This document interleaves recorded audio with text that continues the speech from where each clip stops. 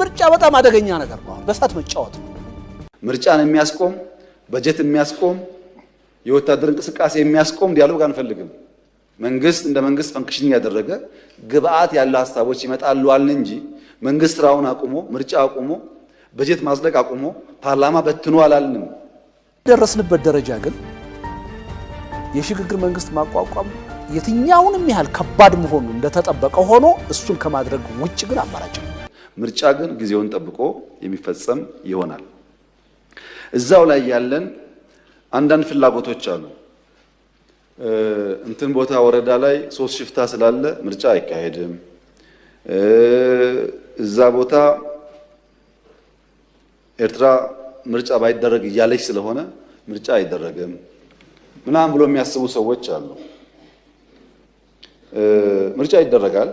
ምርጫ ለማድረግ ደግሞ መንግስት በቂ አቅም አለው። ምርጫ እንደ ውይይት ነው፣ የፍላጎት ጉዳይ ነው። ሐሳብ አለኝ ፈልጋለሁ ያለ ሰው መሳተፍ ይችላል። እርግጠኛ ሆኜ የምነግራችሁ 6ኛው ሀገራዊ ምርጫ እስካሁን ከነበረ ምርጫ የተሻለ ነው። ድፍን ኢትዮጵያ ሕዝብ ያውቀዋል። 7ኛው ደግሞ ይሻላል።